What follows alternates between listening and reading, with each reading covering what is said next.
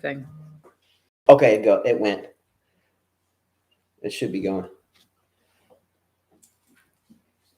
We're here. Let's go. Real quickly before we start, let's do like an audio check or a sound check. Is the audio and video? Sorry about that. Let us know if the audio and video is clear. It's a rainy, cold day here in Southern Alabama. So we are not at the Racket Club. We are actually here, and we haven't set this up in a while. So let us know if the audio and the video is good. All right. Let me turn my sound off on my phone. All right. Ready? Ready. Let us know. How is the? Oh yeah, he said yes, right? Mm-hmm. To give away a couple sets of free strings. Let me log into this one, and that way I can also tell what's going on. Yeah, so our screen says, our screen is telling us there may be a connection issue. If that does happen, if this show cuts out, I will stop it and recreate another one and go right back live on my cell phone. So just giving you a heads up for that. Please let us know. All right, some great matches yesterday. I am going to give away 2 sets. It looks fine. To give away, monitor that. I'm going to give out 2 sets of strings today for free to 2 different people, and I'll tell you how we're going to do that here shortly. So we're going to start out today with an update on the $500 cash giveaway. After Naomi Osaka lost yesterday in a really great match, a lot of people kind of bit the drink on that. So here's who's remaining on the $500 giveaway. Sunil, Antek Kamiaski, Menyon CR, JMP 1966. What's up, bro? Dead Seville Casper, who has won the fantasy team like 3 times. Like he's the GOAT. He's the GOAT here for this type of stuff. Philly Cheese Dog, what's up? He's a good tennis player. We know him personally. This name is Wiener. It's a pretty cool name. Python Furzio9, PH7 Taylor Clay Specialist. Some of these names crack me up. Go ahead. Love the name Clay Specialist. Python and Wiener. We had Wiener. We had a Wiener and then a Python. Huh. Wieners and Python. All right. Taylor Clay Specialist. Love the name, by the way. We love playing on clay. Fullerene C60, if I'm writing this down correctly. 4 division OP Bow. Oh, wow. How did he get that name? OP Bow. That's Bo. Wow. Helix, R96, and Reagan. So that's who's left. Okay. PH7 is out, someone said. Okay. Well, I got it wrong. Can you go back? Go to PH7 because you just turned the page. It's it's the second to last page, I think. Oh, negative Ghost Rider. That pattern was full. Look, I'll scratch it out later. So I'm going to try. I'm really wanting to. Helix is out. Okay, just scratch it. Gene Swart and Thomas Cheek, Canada and South Africa, both of them are saying that, respectively, are keeping track. And a shout out to them as I usually do. They've done an excellent job. And again, there's going to be 2 winners that are going to win $50 each, no matter what, on the fantasy team. And I'm going to pay. Well, it makes me happy. 2 more people out. Oh yeah. Well, I saw someone pick Sabalenka there. I don't think that'll happen. And Schwatek and versus Barty, I don't think that'll happen either. So you don't think so? No. Okay, so I'm going to tell you the top 6 people currently on the fantasy team giveaway. Again, 2 of you. And again, I'm talking fast because I want to get right to our guest and the matches because a lot of you don't play this. The top 6 places on the fantasy team halfway through round 3. First place, Stefan Nizovic. What's up? Love Stefan a lot. Furzy09, the same to Furzy. He's in second place. So Stefan Nizovic has 66 points. Furzy09 has 63 points. Newcomer, a new player, Kalk is in. He and Mervin CR are tied at 61. Okay? Excellent. All right, I blew through that. Shout out. Are we lagging? No, I mean there's little lags, but it's not bad, Justin. It's not bad. Yeah, it's lagging. Yeah, they say it's lagging, but it's not bad. It gets out of it pretty quickly. If it lags, let me know. If it's too much to bear where you don't even want to watch it, let me know and I'll restart it on my cell phone and we won't have the lag. We just have the ability to keep up with the computer here. So if it lags, please tell me. All right. My biggest shout out today is to all of you. Okay. To everyone that is watching this video now or that will watch it later. Carla and I started this show about 4 years ago, almost to date. We looked this up, right? Mm-hmm. And it just happened naturally. Carla and I were in the kitchen one day. I said, Wimbledon is about to start. Let's go out on the back porch, record it, and talk about our thoughts for Wimbledon. Right? And here we are today. During that time, Carla and I, we have been through quite a bit. We have been through me rupturing my patellar tendon and a ton of other things. And we have always been able to come here and talk to you, which is very, very. About a week ago, I lost my sister, and I'm going to give my sister a shout out and just share with you just a picture or two because she deserves that respect. So I'm going to show you a couple pictures. Can you see that? Yeah, very pretty, very beautiful girl. You can see it? Yeah. Okay. I'll show you a couple more pictures. So to be able to come, can you see this? This is my first tennis tournament win. Yeah, put it like a little bit down. Down? Like, no, this way, like tilted. Yeah. Yep. There, you can see it now. Oh, you were so cute. Look at her. Yeah, that was my first tennis tournament win. Aw. Yeah, and that was a great picture. Yeah, that was our backyard in California. Mm-hmm. And I'll show you just a couple more. This was my sister, of course, in action as a tennis player as a young child. Look at her. Great form. She used to win everything. Great form. She was quite the tennis player. This is us getting a little older. No, you got to find Justin. Aw. Tilted forward. No, the other way. Yes. All right. You changed a lot. And I'll show you one more. Here was my sister's first tennis lesson. Tilted forward. There you go. Got it. Oh, very cute. All right. Anyway, I just wanted to get this out of the bag. Maybe, I don't know, forcing a good mood, but ultimately starting these shows has been kind of difficult, but after they're over, I'm glad we did them because of you. So thanks to all of you. And thanks to my parents out there who are both alive and well. And maybe not now, but they will be there. Okay. I mean that. Much love to you, Mom and Dad. You know that. He is originally from California. Originally from California, yes. So we're lagging. Is that correct? It's fine. I mean, it lags a little bit and then it gets out of it. So, I mean, I'm still watching myself look down at the phone. I can see it from here. So. All right. Are you ready for the special guest? Yeah. So we're good. I'm watching it right now. Go thumbs up. All right. Give me a thumbs up if the audio is good or if the audio and video is not lagging before I introduce the special guest, because I would rather not have her interrupted. Yeah. See, I'm watching you right now as you're doing this. So put a 1 in comments. It's good. It's good. Okay. Jean said it's good. All right. Without special ado, I'm going to introduce this young lady before she comes in. This young lady is 12 years old and plays number 1 on a high school tennis team, a varsity tennis team, not the junior varsity, but varsity.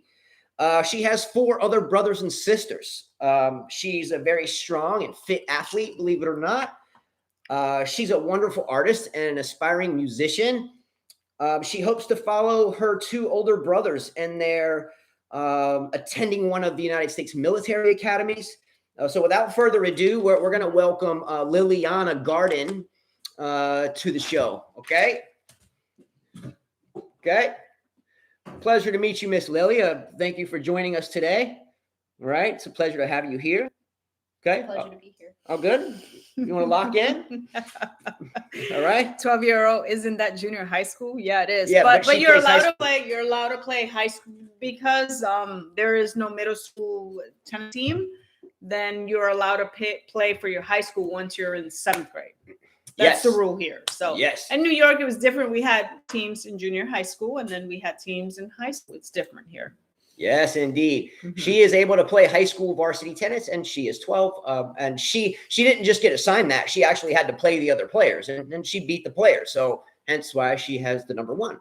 So she didn't just get it. She actually worked for it, and she had to earn it. She had to beat the other players, and she did. So great job, Lily. So what we're going to do is I'm going to ask you a total of 10 questions and speak freely. They're all meant in good fun. So let's go with this. Okay. Question number 1, Miss Liliana. So you have 4 brothers and sisters. One that is 19 years old is at the Air Force Academy. One that is 17 years old and already has an opportunity to go to the Coast Guard Academy, but is waiting to hear from the Naval Academy, West Point ANLA, Air Force Academy, right? And you're stuck right in the middle of a 9-year-old younger than you and a 5-year-old younger than you. So you're right in the middle. How does that feel? There's pros and cons to it. You know, sometimes you're looked at too much and then ignored, and it's There's ups and downs, but overall, it's okay. I don't think you're ignored. Sometimes. How are you ignored? I don't know. I don't know. I think I'm always on you. Maybe that's what you mean. I'm always on you because you're the middle one. Yes. Okay. And the first girl. And wait a minute. I think that one of your coaches always makes sure you get a time on the tennis court where sometimes there's not enough time for everybody else.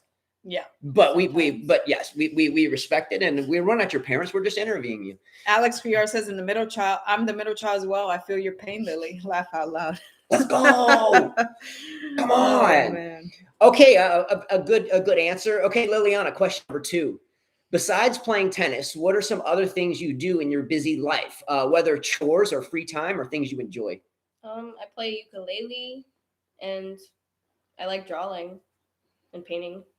Okay, That's so about it. artistry, a musical You sing instrument, a lot. Yeah. and she sings. A lot of Adele. I hear you singing a lot of Adele, which is good because most kids listen to these stupid rappers with these, sound things in the background. And I have to say, auto-tune. Adele has. You mean like Naomi Osaka's boyfriend? Yeah, Adele has one of the cleanest voices. I would say probably better than Mariah Carey. Okay, fair enough. Yeah. Okay, Lily, Liliana rather, do you think that there is any correlation between the aforementioned artistry, music, and singing, and the art of tennis? Don't you think tennis is very much an art in of its own self? You have to think, you have to place the ball, you have to have sportsmanship, you have to have poise, you have to have your own style, right? Do you think it's fair enough? I agree. Okay, question number 3. Liliana, you have 2 coaches. What are your true feelings about your 2 coaches, honestly? They're better than most coaches. Most coaches will just tell you you're doing great when you're struggling. They'll tell you the truth as it is and help you strive to push harder. Okay, fair enough. So I think it's fair enough. I think it's fair enough to say that if you play like crap, we're going to tell you. Fair enough? Yeah. Yeah, I think it's fair to say if you don't move your feet, we're going to say, why in the bleep were you so lazy? Not really. We'll take out the bleep. I just put that in for a little emphasis. Let's go, Lily. Let's get down. Let's go. I don't know. I think I would say the bleep. Yeah, I'd say the bleep too. Okay, question number 4. Who is your favorite male and female tennis player ever, or currently either or? Your favorite one ever? Male and female? Male and female. Or male and female. So ATP, Okay. WTA. So on the female side, it's a pretty generic answer, but I have a reason. I'd say Serena Williams because she's very confident in what she does, and she inspires other women to fight harder for their position in any sport or anything. And then on men's side, probably that's harder. I haven't thought about that. Probably Federer because he's just so majestic with everything he does and very skilled at what he does and respects every other player also. Wow. Yeah. Wow. I was kind of shocked by those answers. She used the word majestic. And what was the other one she shot out there? Enigmatic. What did she say? Earlier, you said someone was inspirational. I don't know, Yeah. but it was pretty darn good. Really excited here. Come on, let's go. Come on. Federer got the props from one of our kids. Wow. Yeah. Oh, and by the way, I forgot to give Florence Chan out there, a dear person.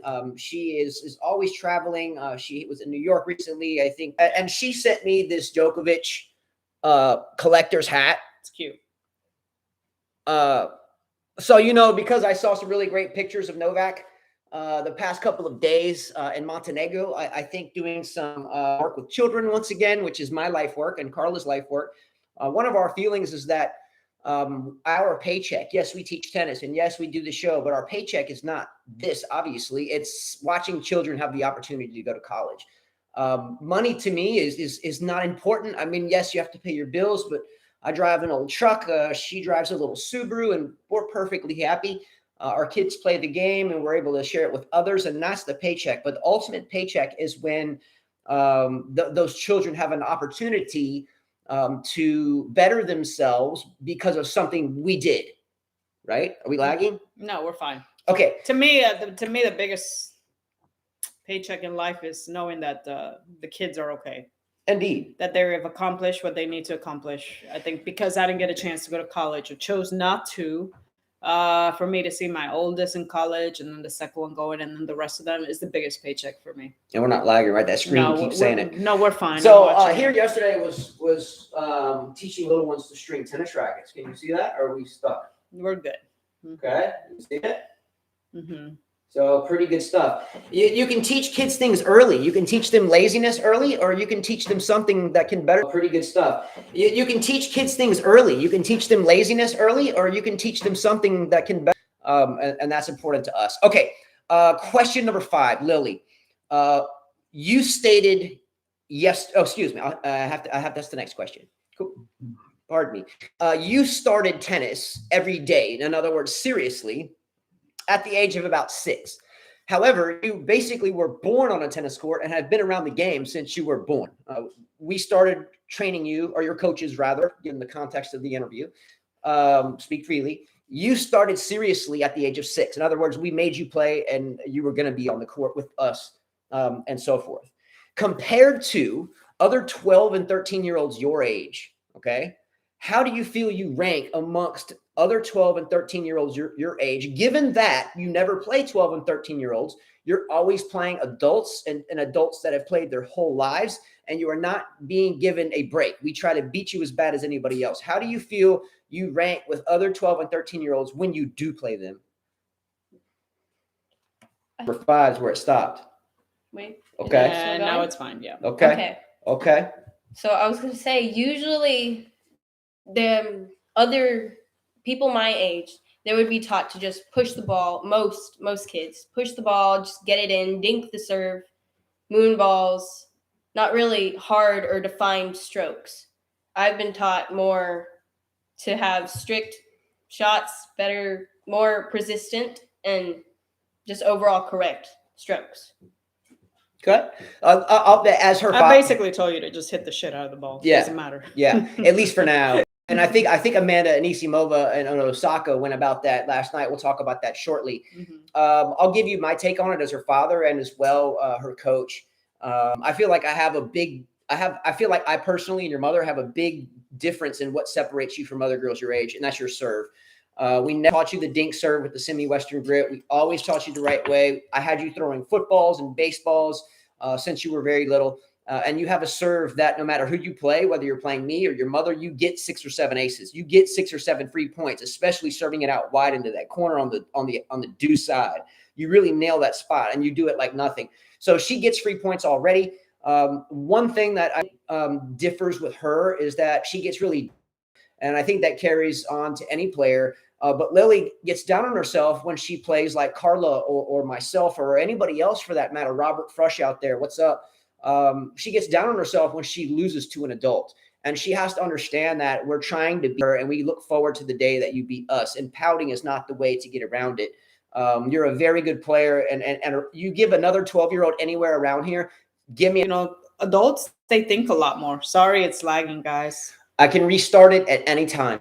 I really can. I'm so sorry. Coming back and forth, but someone asked here. Jose P said, "Does Lily aspire to play in college or further?" That's up to her. That's up to you. Upcoming one of my next questions. Mm-hmm. And I'll skip one maybe and come back. Anyway, let me keep going, but that's one of my questions I have for her. And I'll go ahead and ask it now. Do you aspire to be in one of the military academies like your 2 older brothers? And being especially a female athlete, your UTR is not quite as demanding, but nonetheless, I don't think you with that either way. So is that something you want to do or no? Speak freely. Probably. It would be a good opportunity, and it's just something I could do in my free time. It doesn't have to be something that's like demanded or. Indeed, I agree. Yeah, I don't teach the kids to be tennis pros. I mean, let's be real, guys. Here, to be a tennis professional player is very tough, expensive. Mm-hmm. I think we just saw Cecile Bellis retire at the age of 22. She decided to go back to college, dealing with injuries. Good for her. I always say, get the college education first, get the experience, and then decide. Okay, next question. I'm trying to somehow ascertain why this is lagging. Hopefully it's getting better. Okay, question number 8, and we're almost to the end, and we'll get right into the matches. Obviously, this is way more important to me than anything, family. Question number 8. You had a few statements yesterday, Lily, when you were watching the Australian Open. and you were watching a couple girls play, and I think Danielle Collins was one of them. And after the match, you told your mom and I that it was almost unbearable to watch, and it was difficult to watch. Why was it difficult for you to watch it? And by the way, her mother and I were not around when she was watching it. She told us about this after the fact. The screeching. Why after every shot you hit, why do you have to scream? Even a slice, you're barely tapping the ball. Why do you have to screech like you're dying? Why? I don't understand. Can't comprehend. Yeah, and I think there was also a comment about her kind of snooty attitude. By the way, Lily hits the ball quite solidly, and she has a dynamic serve. She's in triple. She's hitting. If she's going for it first serve wise, and she doesn't have anything to lose, she's in the triple digits. She's serving around 100 miles an hour. Yeah, Wouldn't you is. agree? She definitely. Yeah. She is lighting the she ball can up. Definitely light up the and ball she's serve. 12. Her serve is way better than mine was. Yeah, if Rolando Vargas, you're out there and you're still recruiting at Troy, when she's coming around, if she doesn't go to a military academy, you're gonna want her, bro. Vamos, let's go, Troy State, let's go, Rolando Vargas, let's get down, Troy boys. Anyway, question number 9. At the age of 12, Liliana, you're 12 years old. Have you thought about what you would like to do when you get all grown up? Do you want to be an athlete, a business person of some sort, a doctor, military, all the above? What? I'm not quite sure yet, but I want to do something that will make me happy. And I really like dealing with animals or just life in general, like nature and living organisms. So maybe like something biology wise or veterinarian. Beautiful. I think you can do all the above within the military as well. And I think that will enable you to lead and as well be an athlete and as well retire with a lot of good benefits moving forward. So I think that's something to think about. Question number 10, if you could tell or give all these wonderful people here a certain quote, a certain message that maybe you have, what would that be? If you had one chance to tell these people something from a 12-year-old perspective or from a general perspective, what would that be? I'd say keep pushing to do whatever you're doing currently. Don't give up. Keep trying your hardest and just don't forget that everyone's trying to do something that they inspire to do. You're not the only one. So keep fighting. That's interestingly said. You know, there's an old saying that you better work hard because if not, someone else will. There's unending competitions for career paths and for that one path itself. And with AI, with the creation of robots and the self-checkout lanes and so forth, that competition is only getting tougher. Work your ass off, because if not, I can assure you there is millions of other children that would die for the opportunity, literally, to have a chance to be able to work hard. Do you think that tennis is synonymous with this narrative? Meaning, you have to work hard in tennis. You have to stay humble. You have to stay disciplined. You have to stay on point. You can't let rust pile up. You got to keep hitting balls. Is it the same in life? You have to keep going. You have to keep playing. We're going to keep plodding along. Do you think tennis is synonymous with life in a way? Yes. All right. That's it. You can hang out and then chill with the whole show, but we're getting right into, and we'll go ahead and start with the Berrettini-Carlos Alcaraz match. You're welcome to stay, but that's where we're going. I'm going to leave. Peace out, Lily. Michael Alcaraz, if that's an Arthur Ashe. Bye. Subscribe to 5K Tennis. Don't forget to subscribe for Lily and my sister. Hit the like button and don't forget to subscribe for those two. What was the question? Is that an Arthur Ashe head racket on the wall? Great question. No, it's okay, not. that white racket is a Niesel racket. Yeah. My sister, who just passed, was sponsored by Niesel as a junior tennis player. My sister was ranked number 1 in the Mid-Atlantic States in the early 80s. She was a champion from the East Coast to the West Coast. She wasn't quite number 1 in the Pacific States, but she wasn't far away. Virginia Beach, South Carolina, North Carolina, that area from the ages, say, 16 and below. We moved from California to Alabama, and she immediately was the number 1 player at Murphy High School and played number 1 there. Worked her way up, started playing number 1 in the 9th grade with seniors in place. She did an amazing job. So anyway, I try not to think about this too much. But yes, again, that's my sister. Okay, she's gone. That was her racket, and she had a box full, and that's been there, by the way. That didn't just go up there because she just passed away. That's been on the show ever since we started the show in this room. Am I right? Yeah. All right, let me get out of that. Okay, Berrettini versus Alcaraz. Berrettini, Alcaraz 5-setter. What did you take away from the match? I was watching the interview with his coach, Carlos Ferrero. He was saying he's not the typical Spaniard. You're right, he's not. He trains very different, hits very different. I mean, he still grunts, but all the guys grunt now. I thought it was a great match for Carlos Alcaraz to come back after being down 2 sets for an 18-year-old to dig out of that hole, just like Anisimova. I mean, for them to dig out of that hole and almost beat him. I thought a lot of the shots were great. I thought it was hard hitting. He definitely got Berrettini tired. Berrettini will be tired for the next round. He gave it his all. I think this guy, he's got, I'm not going to say anymore that somebody's going to be top 1, top 2, top 3, because I've learned my lesson after predicting so many bad predictions. But I think this guy, he's going to be a great tennis player if he keeps working hard. He's hungry. Yeah. He's very hungry, very humble. He's a plain boy. Plain boy. And simplicity in tennis is usually a good thing. Why did we give Raducanu so much grief when she won her US Open? And so many people like to say she's the new GOAT because she immediately fell into the MetLife Gala. And it's really hard to focus on the intricacies and the nuances in the game of tennis, both on and off the court. If you're going to say the Met Gala with the richest people in the world, the most powerful people in the world, you get sidetracked. Alcaraz has been on the scene now for a while. We were covering Alcaraz. We did a show about him solely a couple of years ago. We talked about this young man then, that he was doing very well.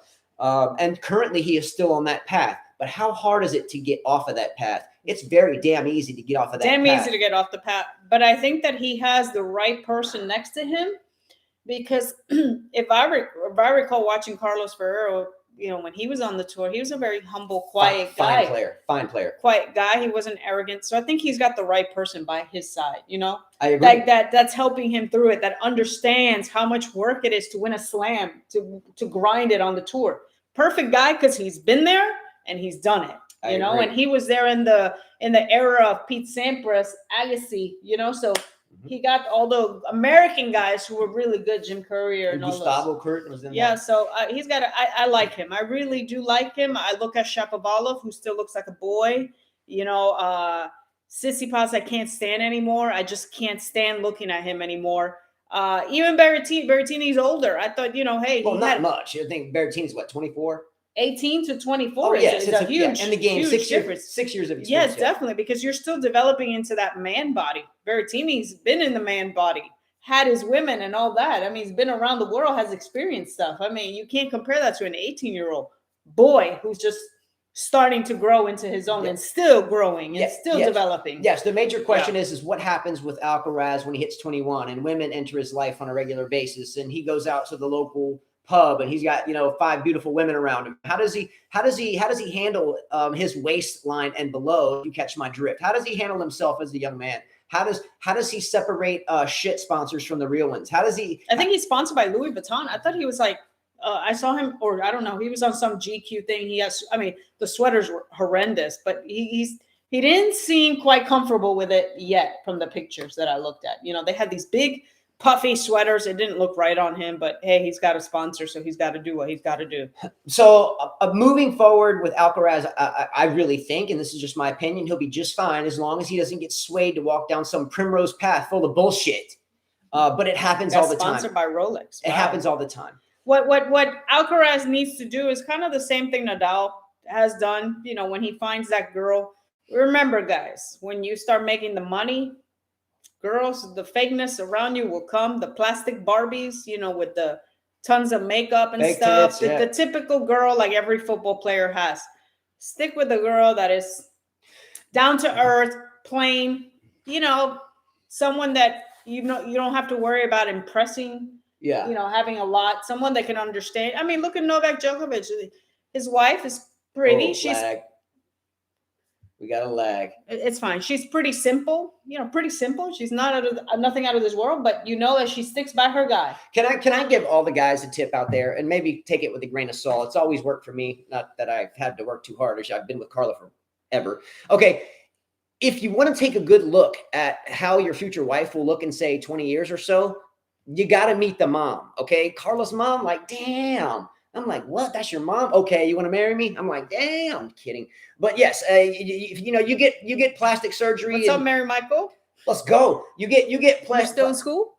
Yeah, you better. The teacher's gonna take your phone in a minute. Put that down. Put that phone down. But yeah, once you start getting plastic surgery all around you in your face, mounds of joy or whatever you want to call it, it might last for a little while. But however, eventually the genetics kick in. So don't get this message is for Alcaraz and all the rest of you that aren't married and happily or whatever. Don't study the current. Plan for the future because the future will happen. Okay. What do you understand what I'm saying? Enough said. Mary Michael says snow day, we're out. Well, here's another example of a young lady that we train, 18 years old. She could honestly, if she wanted to. Now you're talking about Mary Michael. She could be Buddha. How do you say that? Bada bing, bada boom. Bada bing, bada What if boom. she's a simple girl and that's good for her, and her mom is a very beautiful lady, very elegant lady. So I know when Mary Michael gets older, she'll be an elegant lady. Yeah, let me tell you something about Mary Michael Key, by the way. We're gonna embarrass her. No, Mary Michael Key just popped on, and she's a senior in high school. Mm-hmm. She's going to Birmingham Southern for college. Is a wonderful person, wonderful family, is highly intelligent. She's never been persuaded by Primrose Pass. She's never tried to be some fake person. She is just Eminem Key. She's just her. And she has a grace and a poise about her that any person would be damn lucky to associate themselves with. And her parents are absolute angels. Mm-hmm. With that said, if anyone ever messes with you, Mary Michael Key, I'm going to whip that ass.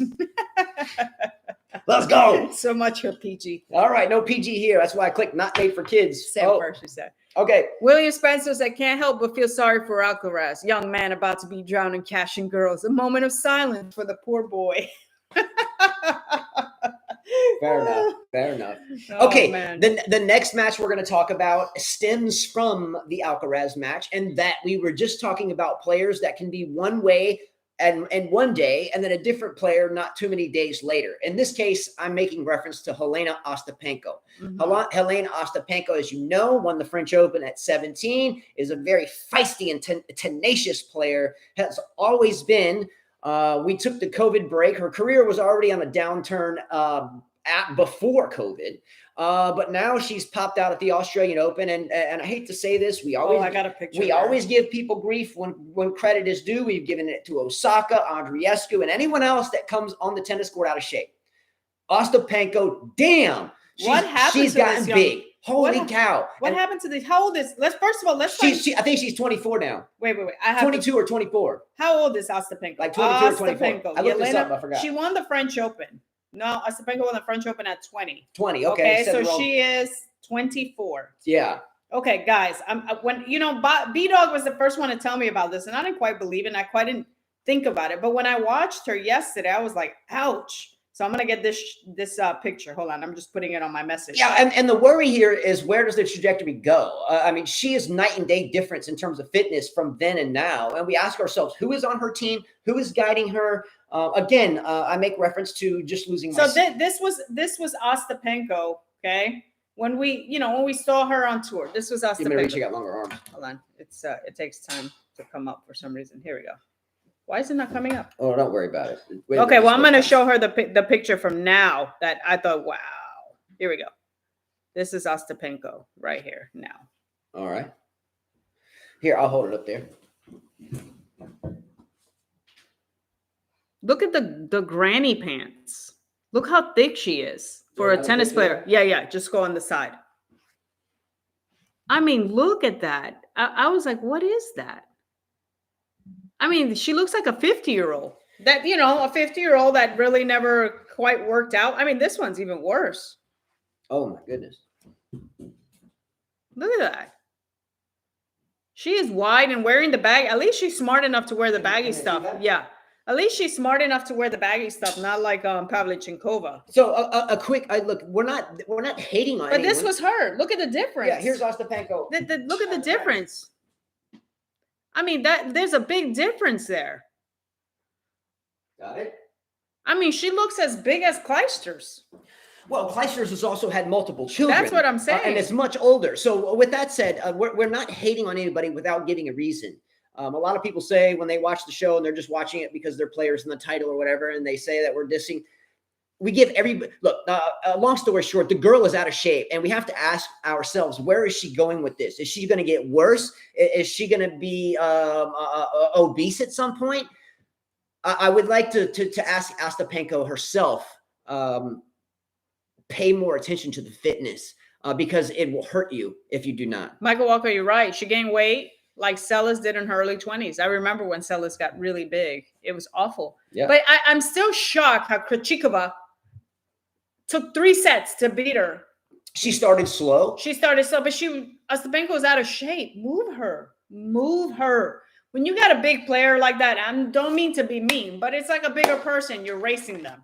Start out slow and then increase the speed. Well, same thing here, you know? I agree with you, Carla. You hit it right on the head to transition into the next match. We watched, and it was a very good match. So far, the best match of the entire Australian Open 2022. And that was the Amanda Anisimova match versus Naomi Osaka, which Anisimova took triumphantly, facing 2 or 3 match points there at 5-4 in the third. Anisimova had a great win, and it was a great match. Jennifer Lopez is not 52 and 53. She's my age. No, she's like 44, 45. No. I thought J-Lo was in her 50s. Oh, Jennifer Lopez. I'm sorry. I was thinking of somebody else. Jennifer Lopez. Oh, yeah, 52, 50. She's Spanish, and she's in the – not that she's Spanish, but she is, always on the cover of something. She has to stay in shape. I'm talking about your typical 52, 53-year-old, that doesn't have to be on TV, doesn't have to be on a magazine and stuff like that. Yeah. The normal people. I mean, her body looks, I swear to God, it's like if I go to a league that's a 3.0, that's what she looks like. Well, there's some fit 3.0s too that may have just started. There's some fit ladies, but she's like your average. Agree with that. Jennifer Lopez is a beautiful girl, a beautiful woman, always has been. And so far, she's managed to keep her priorities straight. That does not go the same for a lot of these other type of superstars. Osaka, though, talking about Ostapenko, not necessarily, or Krejcikova, by the way, not moving her opponent enough, especially early on. Would you say that Osaka gave a lot of neutral balls to Anisimova throughout the match? It was a great match. Great match. So happy for Anisimova. I thought I was looking at the score. I was like, okay, Osaka won the first set. This is over. After watching the match, we watched it in the morning, the replay, because thanks to ESPN Plus, you got to pay. You can't watch matches. Oh, by the way, don't forget your thought. But we have been reading articles that organizations such as the UFC, that's the fighting thing. I don't watch too much of it, but I respect the athletes. UFC, pro boxing, some racing, where they race internationally. I don't know. I've been reading it about the past few days, are going to start cutting off anyone that's doing play-by-play things where someone ultimately has to have a subscription to it. I know the UFC and some other things have been actively trying to push international courts of doing so. So you'll see a lot of stuff like this on secondary and tertiary channels or avenues. And we've read about the YouTube aspect of it. Thank goodness we haven't put all of our eggs in play-by-play, because there's now talk of all respective sports being pulled from that unless they're directly sponsored by whatever channel that has the rights. Going back to her, yes, she did hit a lot. Like, I didn't understand why Osaka, when Anisimova gave her a really hard serve to her forehand, why she would go back to the middle when Anisimova doesn't have to move. All she has to do is open up and hit the winner.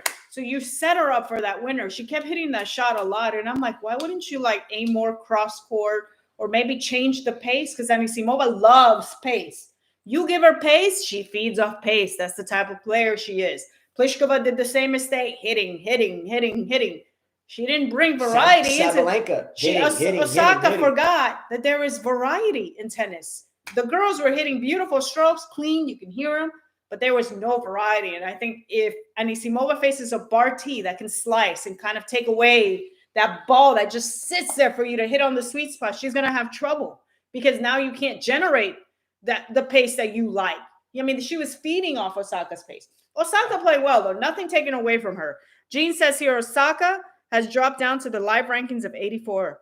That is really bad for her. Do you think she can get back up? Oh, yeah. Absolutely. Oh, yeah. Who gives a shit about ranking? That won't last long. That won't last long. Why? Because last year she was crying about the media. This year she's not, Yeah, and we can't. She'll come back. Yeah, she's not. In my opinion, and I like Osaka a lot, behind the curve, maturity-wise, We come across a lot of students this way and have since we were very young. Their life is tennis, and outside of that, they don't have time for anything else, meaning maturity, psychological development, sportsmanship, the way to talk to people, being not shy in social situations. We see this a lot. Osaka spoke unnaturally one day and said that because of whatever, she was emotionally distraught. And because the media took it so far, I really feel like her team said, hey, you need to pull out because you basically blamed quitting or whatever it was. I'm not bringing up old milk, but on your emotional well-being. This is a good time to start the narrative of emotional well-being or mental well-being. And she lived that out. The 86 ranking, by the way, forget about it. Look, she was in much better shape today. Yeah. Or during the Anisimova match than she was the last. She had match points. Yeah, two match points. To Jean, I disagree with you 1,000% about that. You think a lot of players can beat her. No, I disagree with you. This was Anisimova's match. She got lucky on those match points where Osaka chose the wrong couple shot, unforced errors. I think it is difficult to beat an Osaka with a hard serve. Her serve alone, she puts everything into it. Disagree with you. And lest we not forget, Osaka is one that believes heavily in the protocols for COVID-19. She has restricted herself. She has always done her thing. I can assure you that you have not seen the last of Osaka. And Definitely not. But I can assure you that Osaka and Barty are still the top two, regardless of ranking. Agree. And not only that, going back to, we need to look at our videos 2 years ago when everybody's like, Osaka's at the trajectory that she's going to beat Serena's record. And I told you guys, are you smoking crack? Hell no, there will never be another Serena. And here's my point. Everybody's like, oh, she needs to win 4 more and then 4 of these and 4 of that. Just like Novak. If Novak wins 2 here, 2 there, and look, we're still stuck at 20. Never try to predict the future. I agree. You never know what's going to happen. Just saying. I'm not deviating from the topic, but I had a note here to mention Aslan Karatsev. By the way, I like to call Karatsev the calf man because he has the biggest calf muscles on the planet. Did he win? I don't know. First of all, we were watching it like first set, second set. But the reason why I'm bringing Karatsev up now, and I think he did win, I'm bringing him up now because we haven't talked about him yet.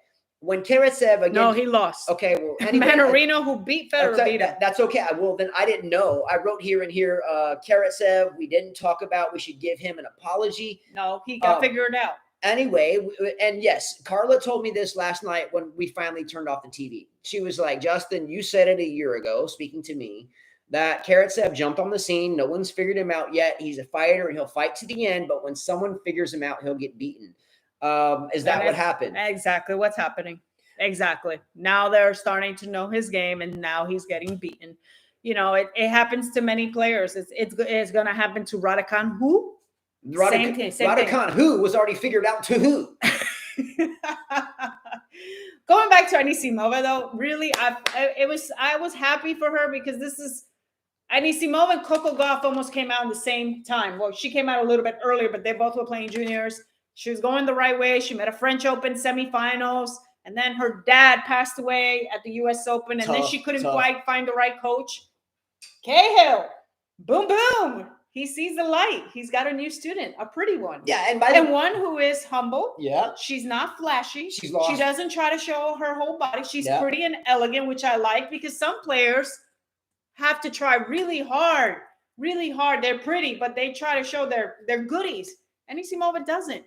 Very pretty, very plain. She dresses right. She doesn't try to show everything. Even when she wins her points, she's not bitchy. So I like her. Yeah. And we talk about outfits a lot. What outfits look great and what's not. I did like my dad's on. I did like the half top Nike quarter zip sleeveless shirt. I would love for you to have one of those. So see if you can find that. But that was a really beautiful. Carla has the strong arms for shirts like that. So I thought it was nice. The quarter zip, the burgundy color, the maroonish type color. I didn't really care for the skirt too much. But no, I didn't care for the skirt. I didn't care for Osaka's skirt because it was like almost like just half of it on, and you could see tights under. Yeah. Now I'll tell you someone that looked really good in that same outfit was Paula Badosa. Oh no! I was like, wait a minute. Let's be honest here. Did you guys know the difference between Badosa and her opponent? Because I got a picture of them, and to me, I was like, Badosa had it going on. I was like, I wasn't even worried about the tennis. I was just like, damn. Hold on. So who is who here? Can you guys tell me? I don't know. Who is who? Can you tell me? You want me to That show was 'em? her opponent. Who is who? All right. Who's who? Who is who? Which one is Mendoza? And can you Who see is that? who? They look like twins. They had the same outfit on. I'm like, I was like, what? I don't care. Either way, I can assure you one thing. I knew who Mendoza was. There's no doubt about that. And it went to 3 sets. Can she win a slam? No. I don't think so either. No, I don't. Let me go back to my dad's comment. He said tennis is different nowadays. To stay in the top 10 list is tougher than 5 years ago. For the women, probably. Well, hence why the big three and Serena Williams are so special. Mhm. And by the way, don't forget about Ashley Barty. She's been up there for a little while now. Mhm. She has variety. Barty, if there's ever been one Australian that deserves to win their home turf major outside of Patrick Rafter, I would say Leighton Hewitt, but he was kind of a dickhead a lot. I never really cared for Hewitt because he was just a little snooty brat. Or at least that's how he came across to me. Obviously, I never met the guy, but he just seemed like a little cocky prick. That's how he came across, as a connoisseur of watching. Just saying, no disrespect. Like, good job, go Australia. I'm just telling you the truth, how we all feel over here. Anyway, but I really feel like if one Australian deserves the major on their home turf, I do feel like it should be Ashley Barty. She has variety. She can massage the ball. She can crank the ball. She can serve hard. She can kick it wide. She can kick it up the tee. She has all the tools, and she has the toolbox to keep her tools in. So I think you'll see Barty going down as one of the greatest of all time eventually. Maybe not because of major count, but her overall package, I think, is very formidable. And I would take Barty on any team, anytime, any play. She's a fine player. Moving forward. What about Collins? Danielle Collins. I watched her. I mean, I thought Collins. Did he miss the beginning of the show? Danielle Collins? Well, I'm Michael Walker. We interviewed our daughter at the beginning of the show, Liliana, and we talked about the Collins match there. If you missed that, go back and see it. It was a cool segment. Collins has the same. Hey, what's up, Brian? Collins has the same style as Anisimova. They hit the ball hard. They except Anisimova doesn't screech and scream at her opponent's mistakes, but they hit the ball hard. But I think, to me, the player that's going to win is the one that has variety. You can't just whack the ball all the time. I think that was Osaka's problem in this match. Had she maybe tried a little bit different? Did anybody see Osaka bring Anisimova to the net one time? I'm not sure. Did we? You mean in terms of drop shot coming in? Did she ever make her come forward? Ever? Everything was from back there. All the hitting was from back there, which tells me they were just striking the ball. Barty will do that.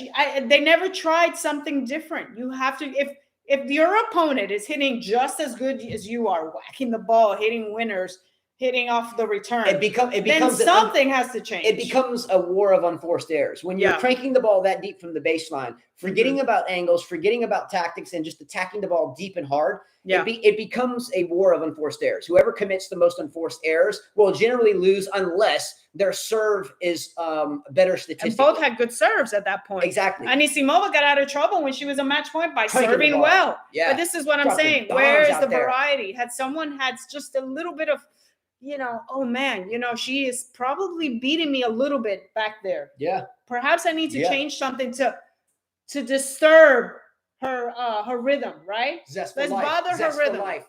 Yeah. But yes, Amanda, I didn't mean to interrupt. I saw Zest for Life there. We haven't seen him in a little while, at least that I recall. Sorry if I missed that. But Anisimova faced 2 match points or 3, and her serve got her out of trouble. Her second match point, we were talking about this. Osaka was lined up. She missed the first serve. So Osaka had her second match point, correct me if I'm wrong, and the second serve by Anisimova. So, she wasn't an opportunist necessarily. She didn't have the advantage there because Anisimova was serving, but she had her second match point, Anisimova serving second serve. Mm-hmm. And I told Carla, said, go for it. And I said, no, she should kick it wide to her backhand. She did kick it wide to. Well, go for it. You have second serve. You better make it in. Oh, yeah. Anyway, she went to the backhand, creating a neutral ball from Osaka. She gave her some power, and Osaka dumped the next shot in the net. I think it was a +3 unforced error, something like that. Anyway, but Anisimova proved that she won't fold to pressure. I'm not saying she's going to win this major at all. I still think she has a long way to go if that ever even happens. But she showed signs of fight after losing her father, and I thought that was very respectable. Yes. Someone said that Azarenka looked good. Yes, who said that? I didn't think she looked good. I do. No. I do. Who said this? First of all, she played. I have that written. Who said this? I don't know. We got to go back to the comments. I didn't think she looked good on the match. I thought the match was boring against Lavina, who could not find her rhythm. It was just, the match. 8 deuces. What does number 9 say? Eight deuces. Can you see number 9? What does number 9 say? Who could understand your handwriting? Not bad. Okay. 8. Lily was watching this with me, and we were laughing. Lavina did not look good. First of all, it was not a high quality match. Therefore, I can't say, I'm not saying that Azarenka looks good. I'm just saying that match there did not look good because it was all errors. I don't know what she was thinking, Lavina, but it just wasn't a good match for her. And then when she had a chance, and even Azarenka got nervous serving, 8 deuces. The mistakes were just starting to pile up. I almost felt like if Lavina kind of broke her, that she could have turned the second set around because Azarenka's unforced errors were creeping in. Yeah. And usually Azarenka, those unforced errors start creeping in, she loses rhythm that quick. We've seen her go to 3 sets and then she's got to figure it out again. Yeah. But it just wasn't her day. I mean, good for Azarenka. I like Azarenka. Svitolina had a bagel in there. She was bageled. Mm-hmm. Azarenka dealt Svitolina a bagel. And I'm sorry. Look, Svitolina, again, is one of those players kind of like, what's her name? Serena's friend. Wozniacki. Svitolina is one of those Wozniacki type players that's always around, plays a bunch of tournaments, accumulates a lot of points. She comes back and makes it the same depth in the tournament again. She's consistent, but she's not a champion. However, with that said, one of the top players in the world was dealt a bagel by Azarenka. I wrote here number 9 as I was trying to let you read. Azarenka is looking very solid. She could win this thing. She could. I'm not saying she could. will, Anybody but could. she could. Anybody She's won these tournaments before. She did win 2. Didn't she win 2 Australia? So either way, I must say one thing about Azarenka. As long as she continues to squeal like a stuffed pig,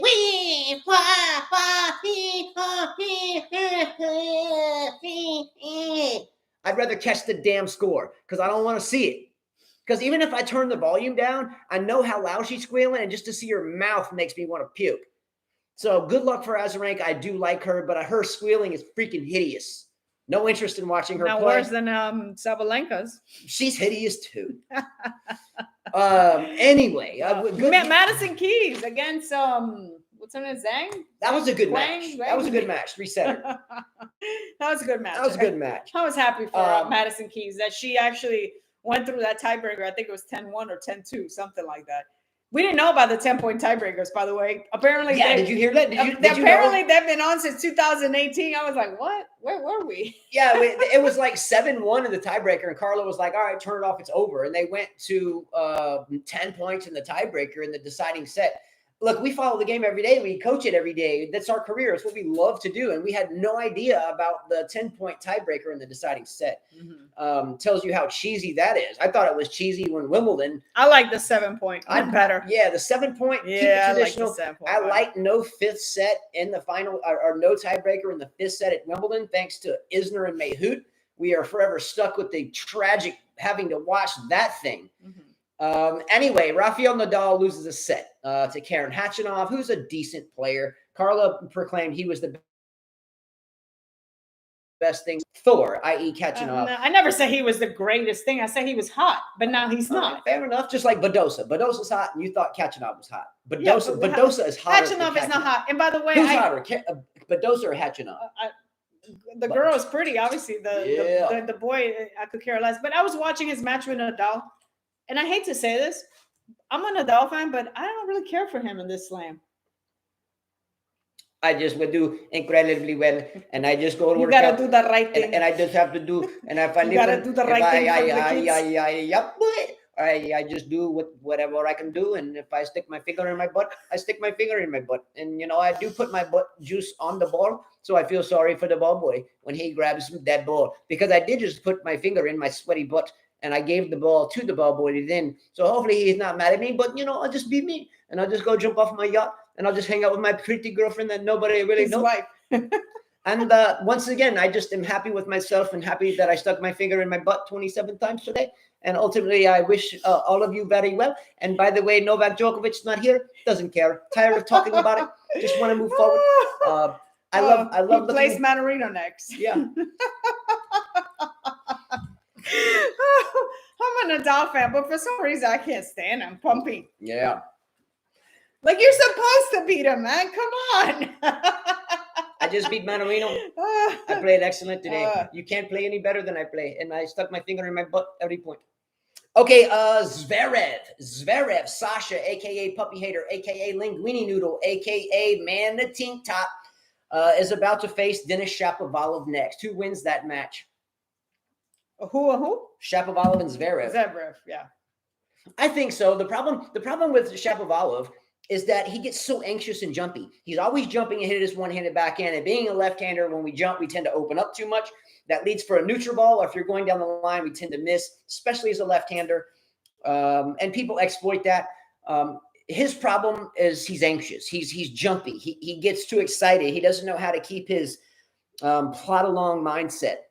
And look, I never did as either a player. I would get too antsy and make the wrong decision. Hence why I was never great.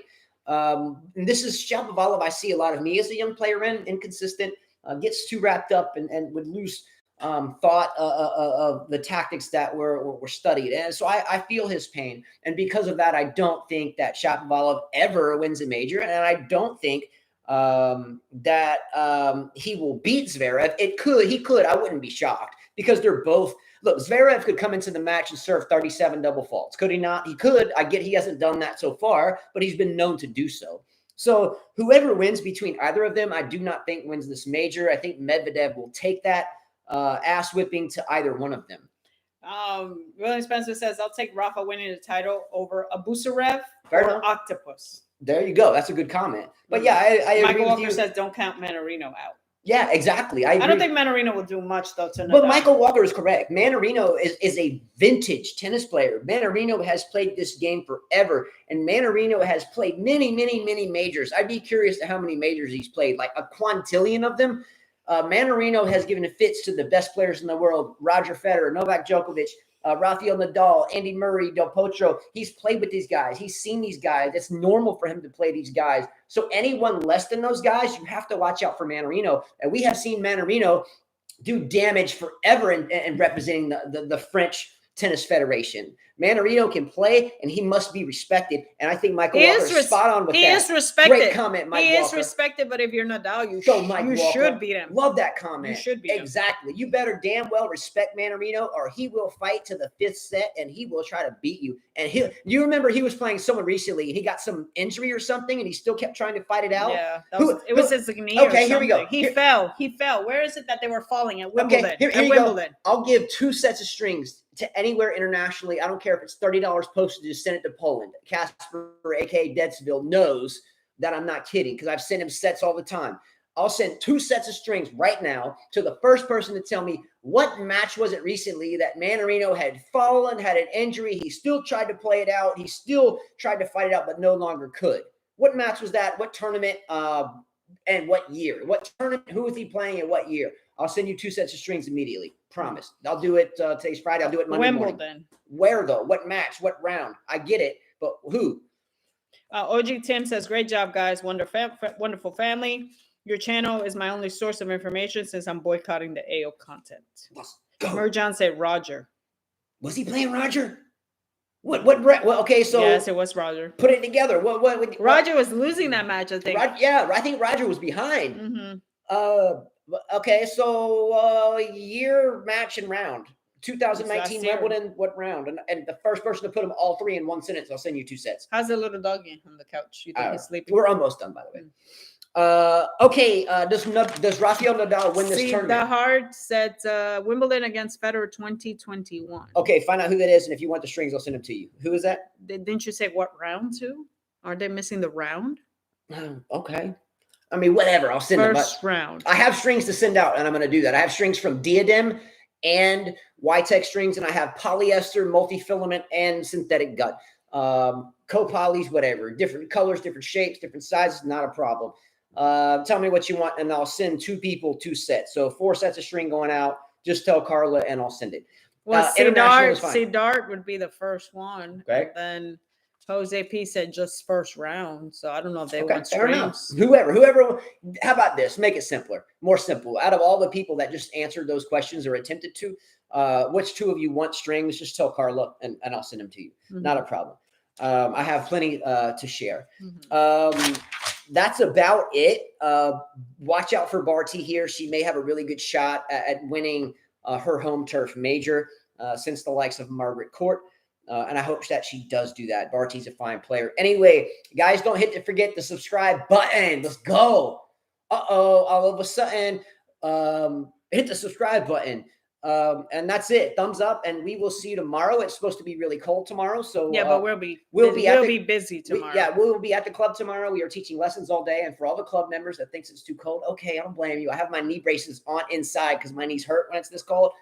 But nonetheless, tomorrow's mostly adult clinics. I think there's only like 2 juniors that are coming tomorrow. And everybody else is adult. And you have played in New York in the snow. I have played. My dad always says, "How are you guys in the cold?" I'm like, Dad, didn't you take us like when it was cold?